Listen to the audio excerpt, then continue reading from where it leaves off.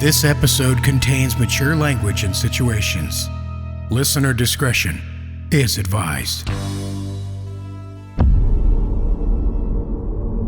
You wake, standing on the doorstep of a beautiful mansion. The front door stands open. You can hear voices, music, so many people. You step towards the door. You have to know what's inside. You're lost. You have no memory of how you got here. It doesn't matter. Because now, you belong to the Grey Rooms.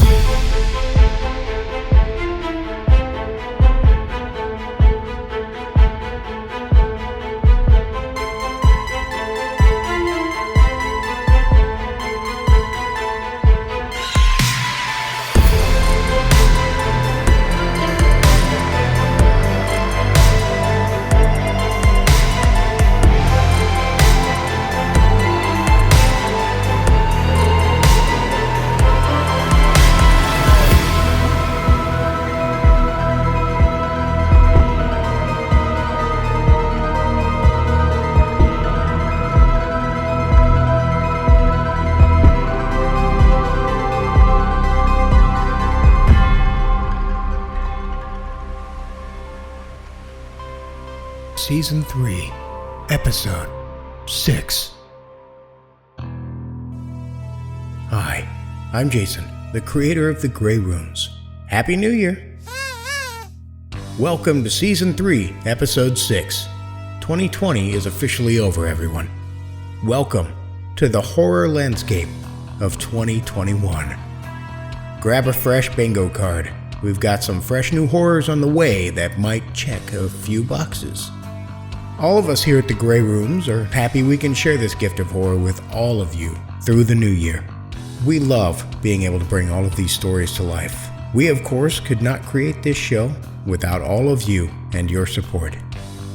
If you are interested in supporting the show in this season of giving, jump on over to patreon.com/the Grey Rooms today and find the tier that's right for you.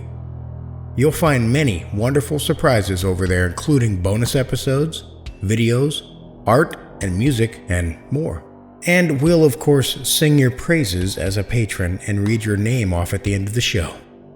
But as for now, listeners, buckle your safety belts and enjoy the show.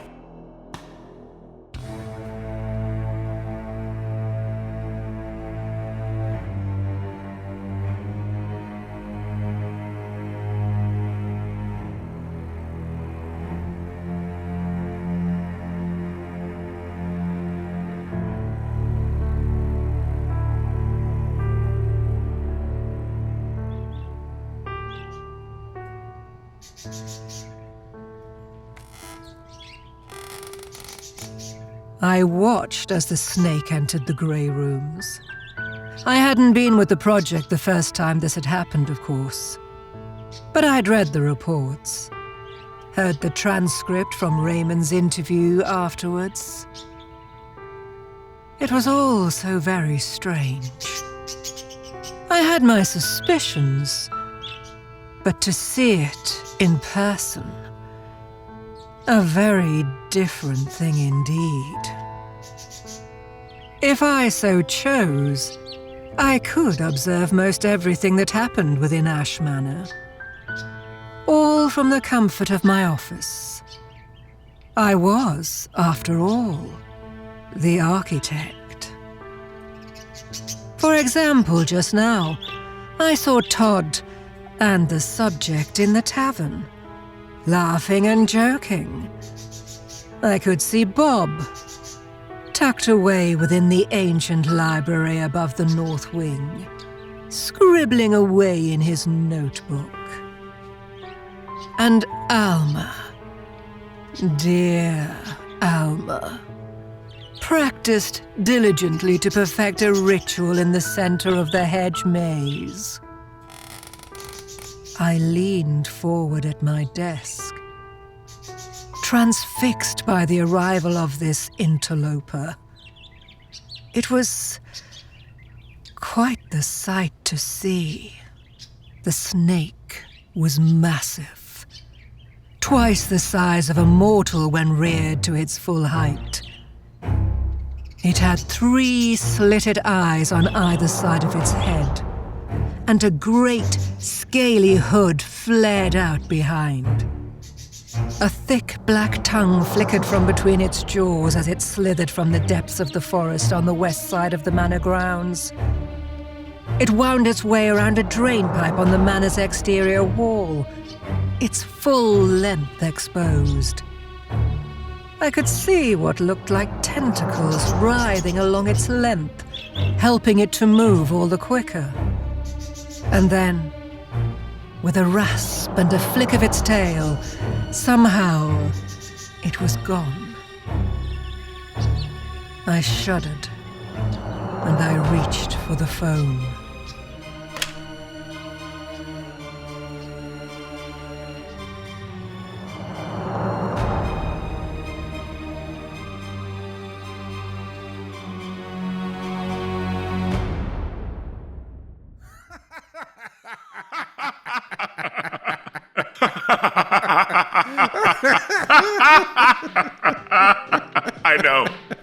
I know. A postscript to that story.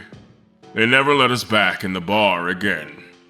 But, and this is true, the captain of my flagship and that android ended up getting married.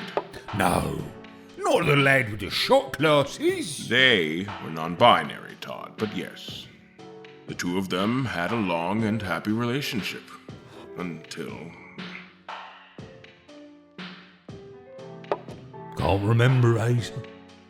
No, I cannot. It's frustrating how it comes and goes. I feel for you, sir. I do. But, hey, thanks for inviting me along to the tavern. I never really got the chance to get a drink in here last time around. Cheers. Cheers. And thank you for coming to retrieve me. Neither of the attendants were available today? They have business to get to. You know how it is. They're important to the project. Not like old Todd. I keep the horses tended to best I can. Spooky things. Otherwise, I just do a bit of maintenance, you know, keeping the place up. Well, one mortal to another, I appreciate it. Especially given my condition upon arrival. The rooms are a tough pull, Mr. Beckett, I understand. That last one was rough, eh? With a needle and a thread. How did you know? Do you all watch me while I'm inside? No. Sometimes the attendants talk over the rooms beforehand, that's all. I try not to think too much about what goes on beyond the doors. I expect they've told you I used to be a guest back in my day. They did. Right. So I know, deep down, how bad it can get. Ooh. Oh, I feel for you, sir. I really do. But hey, you seem to be handling a lot better than other folk have. Better than me, even. Knock on wood, you know. Well, that's kind of you to say. I'm doing the best I can. Todd. Yes, sir. I don't want to offend you. I can't help but admire that handsome stone fist you have there. Was that a souvenir of your time in the rooms? Oh, no, sir. Pay it no mind. I did something I wasn't supposed to. Now I've got this as a bit of a reminder. Huh. That wouldn't have anything to do with Samantha, would it? No, sir. Not Mrs. Winters, no. Nothing to do with her. No, not at all. Todd, I do believe you're a terrible liar. Well, please, sir, I can't. If I talk about it, they'll know. And I'll have an even rougher time of it than the last one. You've been in the rooms, Todd. You know how bad it is. You know how badly I want to understand why I'm here. You know how badly I want to escape. I do, sir. I really do. I'm sorry. Tell me something, man. Anything. I can't, sir. I really can't. She'll hurt me again. Who? Alma? No, sir. The architect. The architect. She's part of management, sir. Terribly powerful and very unforgiving. High standards, you know. She was the one what did this to me for the things I can't talk about. No, I understand. It must have been a terrible ordeal. It was, sir. Please don't ask me again.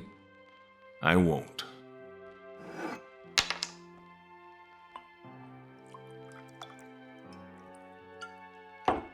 Have another drink, Todd. Thank you, sir.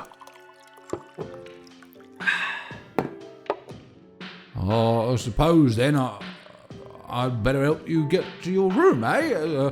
Don't want them to come and find us drinking up the stock and carrying on. I suppose so.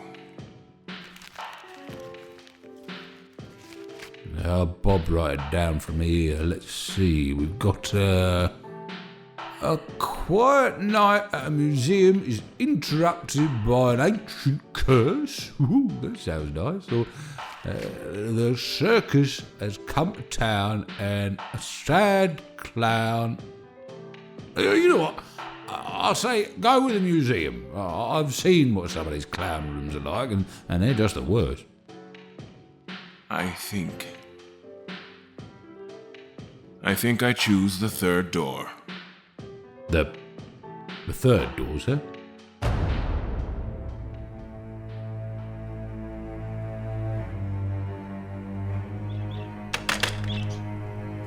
I hung up the phone.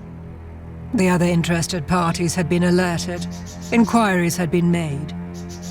And one way or another, we would find the serpent. I was just in time to watch as the subject stood from his bar stool and led Todd from that dingy watering hole. I made a note for myself to have Stone's Tavern removed from the manor. He seemed too at ease in that place, too content. A balance had to be struck. I continued watching as the subject led the sputtering groundskeeper down one hallway after another. Despite Todd's protestations, Beckett seemed to walk with purpose, with drive. My bemusement turned to something else. I realized I could see the snake again. It was in a crawl space above the southwestern gallery, keeping pace with the two of them. It moved slowly, unhurriedly.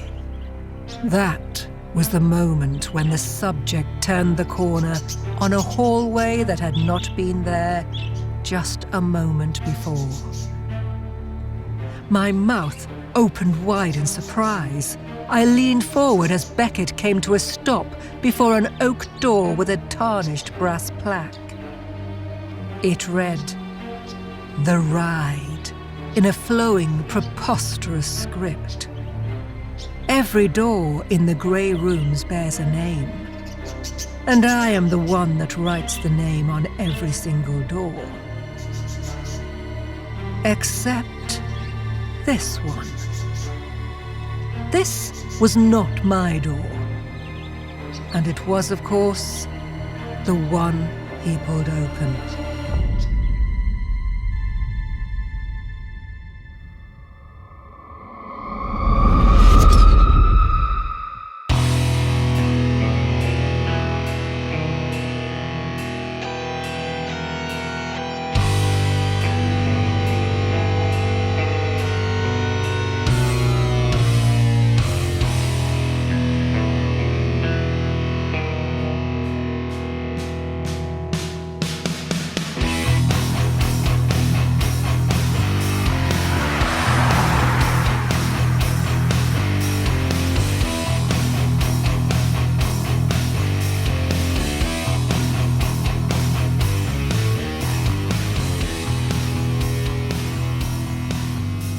was 38 before I found purpose.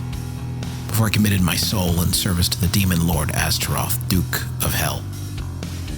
His requests are simple, and the reward's fantastic. I'm almost done with my apprenticeship. I will become the first dark sorcerer to walk the earth since the time of the pharaohs. He assured me total dominion over the world and its inhabitants, greater than any antichrist before me. But I'm not a complete monster. I can still appreciate the little things.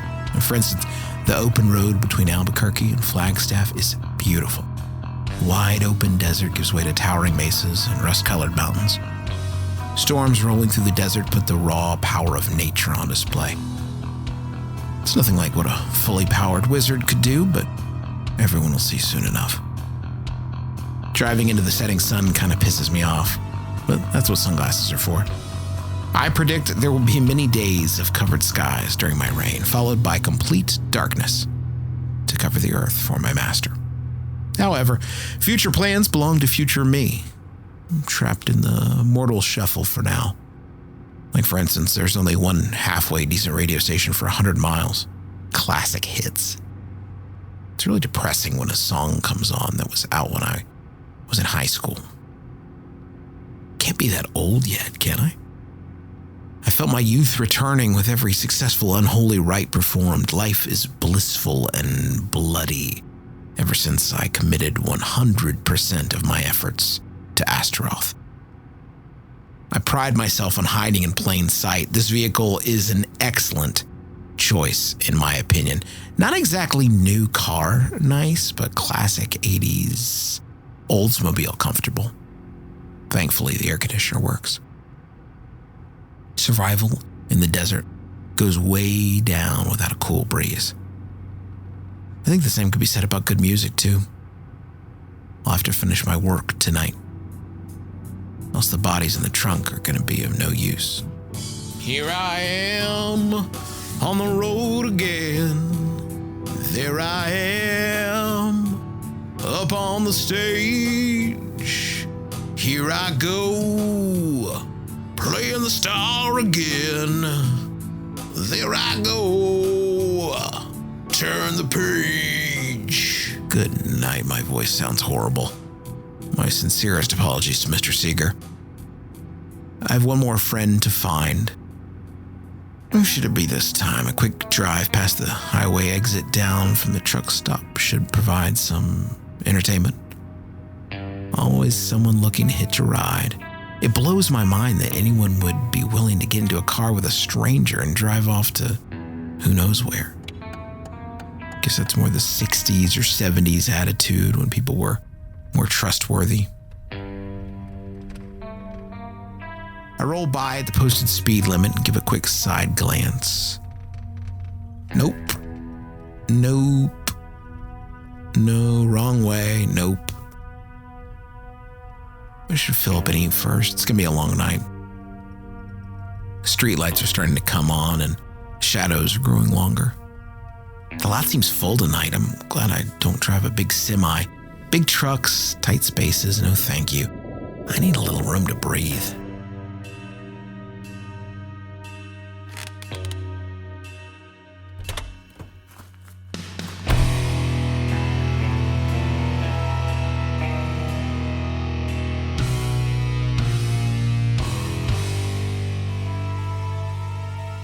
The air inside the truck stop reminds me of a hospital. A faint hint of bleach combined with a dirty mop. The kid behind the counter looks like a cocky little shit. I bet I wouldn't even have to fold him up to fit him in my trunk. Probably one of the ones who beg before the inevitable, no, mister, please, I'll do anything. I have a family. I put on a fake smile, pay for my snacks, a new air freshener, and gas. He has such a skinny neck. But I could cut through it with one swing. What started as a hobby for me has turned into an obsession, bordering on addiction. The tortured screams of the dying please the dark powers beyond the veil. Perhaps I could bury him alive in a barrel. Just put holes in the barrel and find a lake. Prefer the skinny ones. They have large crocodile tears. The sobs and cries for their mommies are a symphony in my ears. Servant of Astaroth makes many offerings, the bloodier, the better. Choir of the dead or dying enhances the power behind any ritual. The suffering taps a primal force that can then be shaped and called on to wreak havoc on enemies or to strengthen a vessel.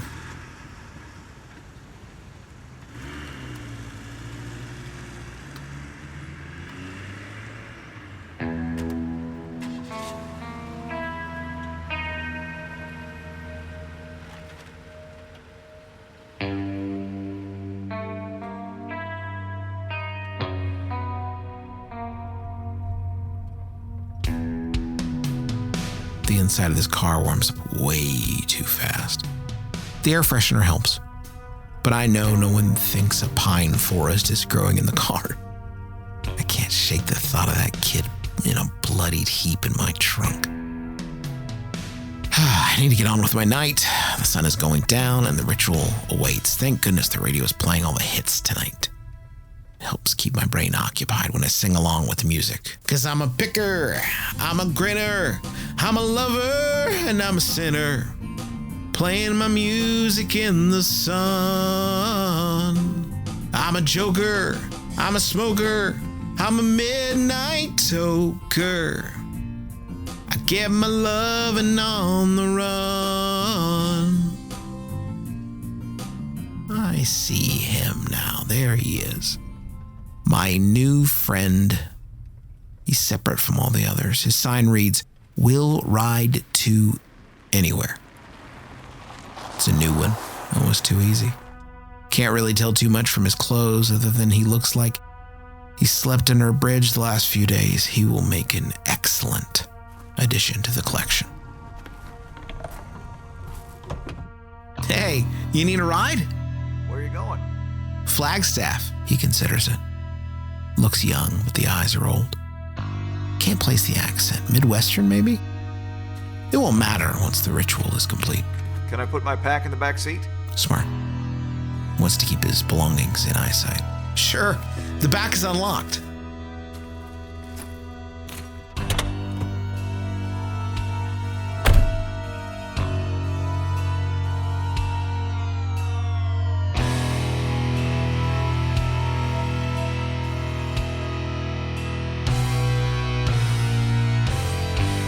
It only takes minutes for us to reach the highway. Soon the lights of the city fade far behind us. I feel my excitement growing. I cannot wait for him to join the others. The radio and the sound of the road provide white noises for the drive. My insides churn. Time to play the game until the magical hour. A dark new August moon will help lower the veil between worlds and make the power I need easier to acquire. This is the last night before the blood becomes unclean. I don't want to have to wait another 28 days. I don't want to disappoint my master. So, what's your name? Mike. I notice that he keeps a black spiral notebook on his lap. What's the notebook for? I'm a writer. I let that hang in the air for a minute. Okay, Mike, I'll bite. What do you write? Short stories. What's your name? John. What kind of stories? Mostly fiction. Oh, mostly? Yeah. Some poetry, too. Poet and an author. You're a busy guy. Oh, sometimes. What do you do? Me? Oh, I retired early. Sold off a couple apps to Google, and the rest is history. You sold apps to Google, and this car is the best you could afford? It keeps me humble. Reminds me where I came from. Besides, it's a classic. The lies keep piling up. I don't know why I tell a different story every time, but I gotta laugh. People who harbor suspicions about strangers, they don't laugh. So, if you're going to Flagstaff, what brought you to the middle of New Mexico? My mother. You visit your mom often? She died. Oh, I'm sorry to hear that. Now I feel like an ass for bringing it up. No worries. She's been dead for years. I visit her grave every year around this time.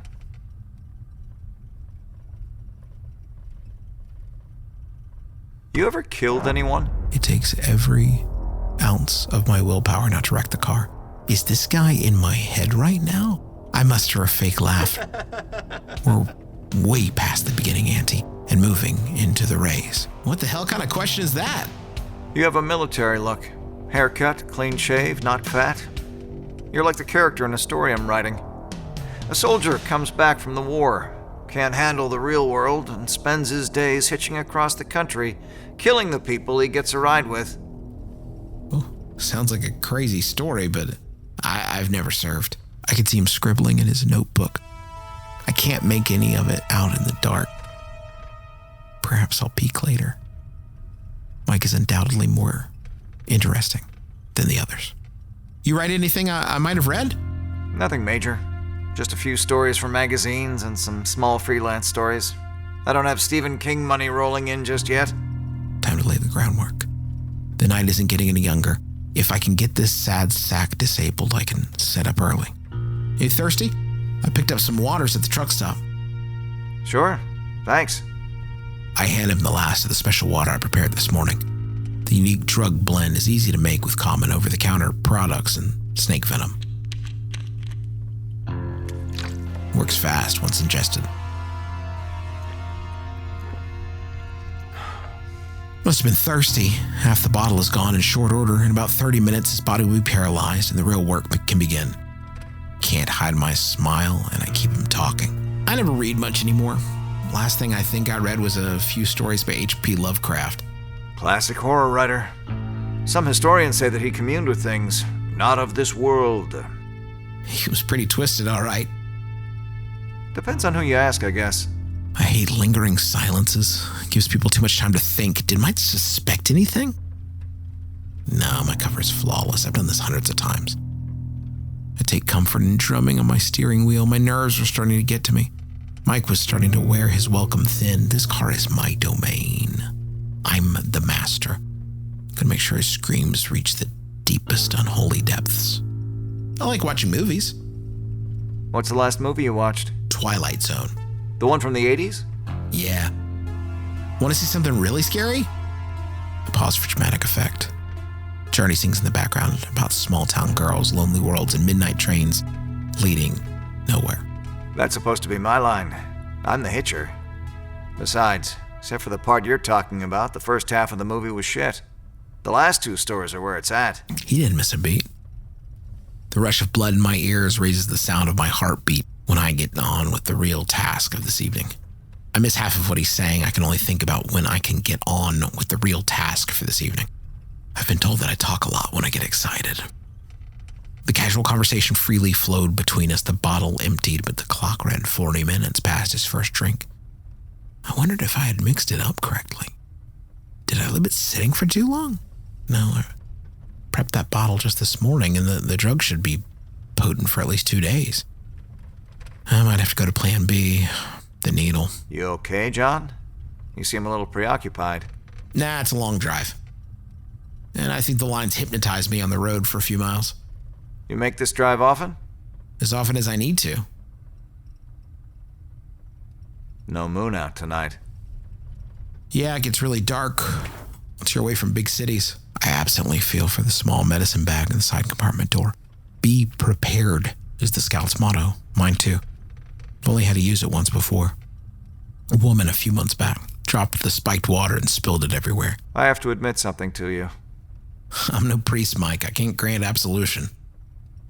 I lied about writing that horror story. What do you mean? My fingers silently open the zipper, and I'm slowly freeing the syringe. In about 30 seconds, it will be in my hands. I'm the soldier in the story. 3 back-to-back tours. I can see now the age in his eyes is from war. Eyes that have seen unimaginable horror and lived. Seen death. Eyes that want to witness death again. There's one twist I forgot to mention. A supernatural element. Mike looks me dead in my eyes. I see his pupils expand to all black. Want to see something really scary? My fingers clasp around the syringe and time slows to a crawl. I don't even remember breathing. I lash out at his chest. He makes no move to block me. I jam the needle home. The air rushes out of the car, taking my breath away. My eyes are still locked with his. A fanged smile hangs on his face. Hello, darkness, my old friend. Oh, shit! I kind of thought my last words would be more poetic, with more of a significant meaning. Out of the corner of my eye, I see distant mountains and mesas stand out against the starry night. Mike reaches over and jerks the wheel hard to the right. The world outside the windshield turns upside down. I feel this classic ride, leaving the highway and begin tumbling freely across the ground. The engine that could almost get to 100 lurches free, launched in the night sky. I hear horrible, sinister laughter mixed with the crunch of glass and steel.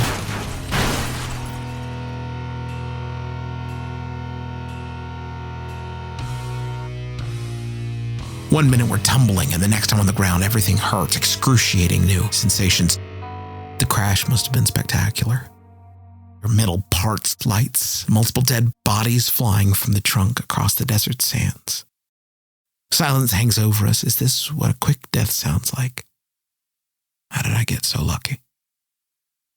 A premature fear creeps into my thoughts. I remember my deal with my demon lord. An eternity in hell awaits me if I go to an early grave. My ultimate goal with the Dark Pact was immortality. Hell was merely an afterthought. I can't be dead. I'm in too much pain to be dead. I managed to open my eyes, and there, leaning down to look into my face, is Mike. It took me a while to find you, to track your moves, to set the perfect trap. No words escape my lips. I'm paralyzed, but fully aware. Now that I have you, the real work can begin.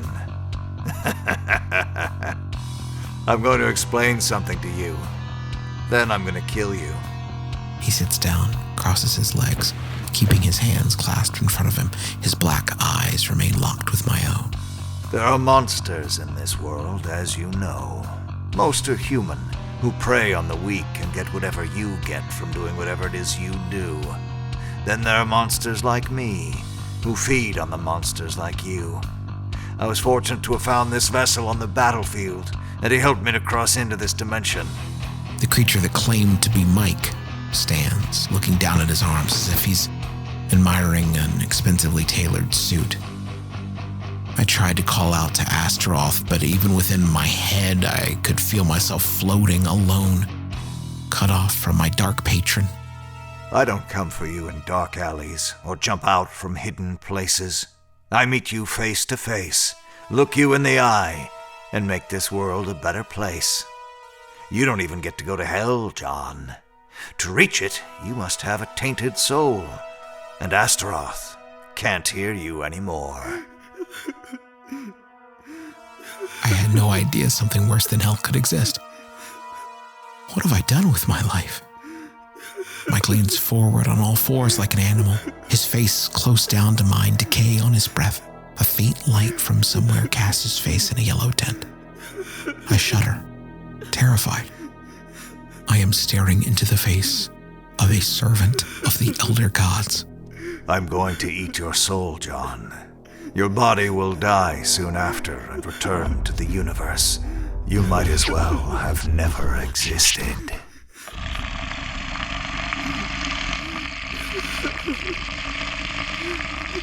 Mike's mouth opens impossibly wide, and pain washes over every part of my being. Sharp teeth tear my soul from the meat of my body.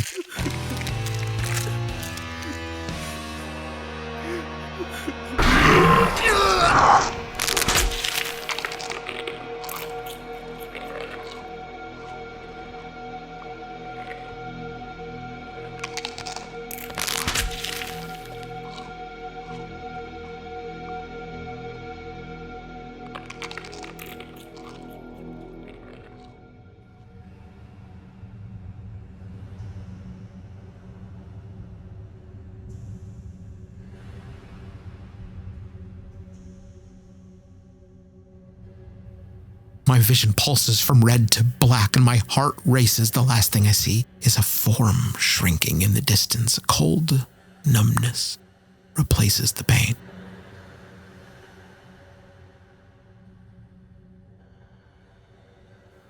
Not just a loss of life, but the separation from the creator of life. The last thing I hear is angels weeping, demons howling. I'm just another soul lost to the black ether of the void.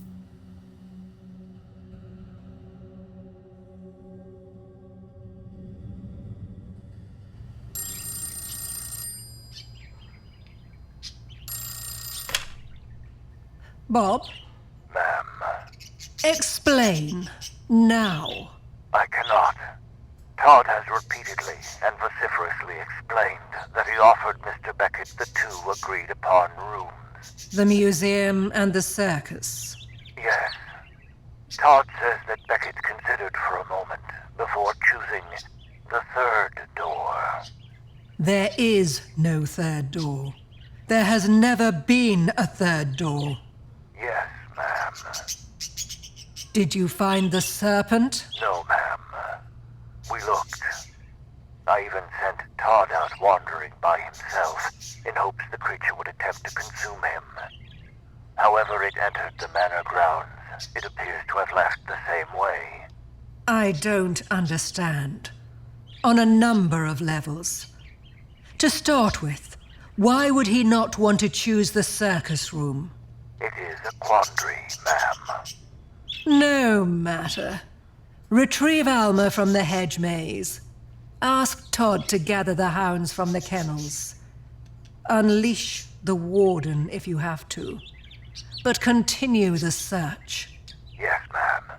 I must report this to the others. This could represent a substantial change in the project's stability. None of the loci were calculated to support intrusion from elsewhere. And Beckett? Bring Todd along when you go to collect the subject. I believe they may have established some kind of rapport. Indeed. Sit Beckett down. Look into his eyes and ask him where this 3rd door came from. It will be done. And Bob, Yes, ma'am. don't hold back. Not like the last one. Am I clear? Crystal, ma'am. Admiral Beckett will answer your questions. Or he will find there are things far, far worse than death in the Grey Rooms.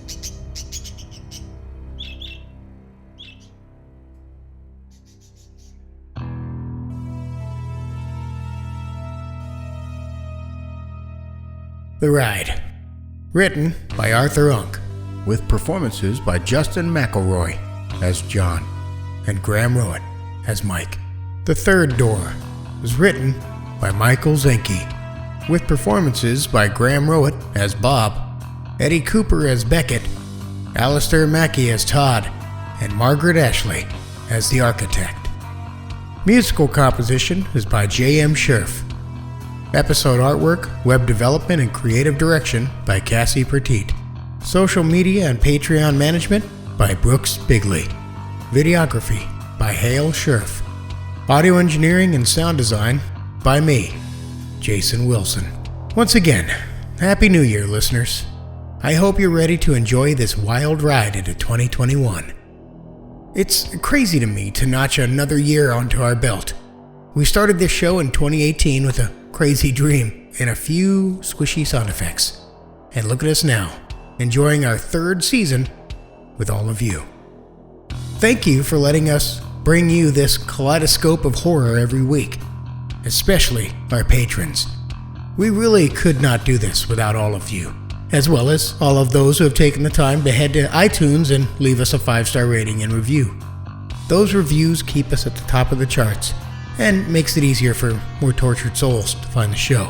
Patrons like Aaron Anthony, Amy Nikolai, Arthur Unk, Diver Ellie Dowell, Emily Cullen, Haley's Vomit, Jackalbot Snows, Jason Porras, Jessica Finch, Karina Sonina, Kelly Bear, Laura Lupinetti, Lynn Browning, Lizzie B., Megan Pruitt, Michael Velez, Mike Devine, Mycophilic BG, Page 314, Patrick Stewart, Sean Geary, Sean, you didn't send me a message on how to say this right, McCorquodale,